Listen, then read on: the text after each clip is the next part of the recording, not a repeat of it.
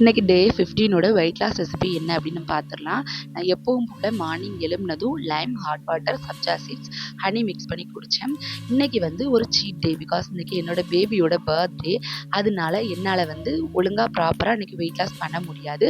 So அதனால இன்னைக்கு seat டே. So seat டேல நான் இன்னைக்கு என்னெல்லாம் எடுத்துக்கிட்டேன், சீட் டேல கூட நம்ம வெயிட் லாஸை ரொம்ப இம்ப்ரூவ் பண்ணாமல், இன்க்ரீஸ் பண்ணாமல் எப்படி நம்ம நம்ம வெயிட் லாஸை நல்லா பண்ணலாம் அப்படிங்கிறத நான் இன்னைக்கு உங்களுக்கு காட்ட போகிறேன்.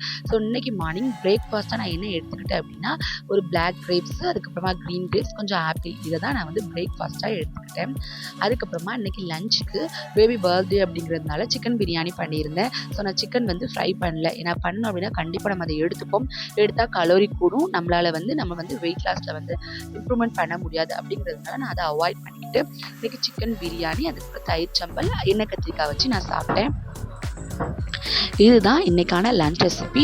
நான் என்னால் எவ்வளோ முடியுமோ அவ்வளோ கம்மியாக தான் ரைஸ் எடுத்துக்கிட்டேன். ஸோ பிரியாணி பார்த்தாலே நமக்கு எப்போவுமே ஆசையாக தான் இருக்கும். அதனால என்னோட ஆசையை கட்டுப்படுத்திக்கிட்டு கொஞ்சமாக நான் இன்டேக் பண்ணிக்கிட்டேன்.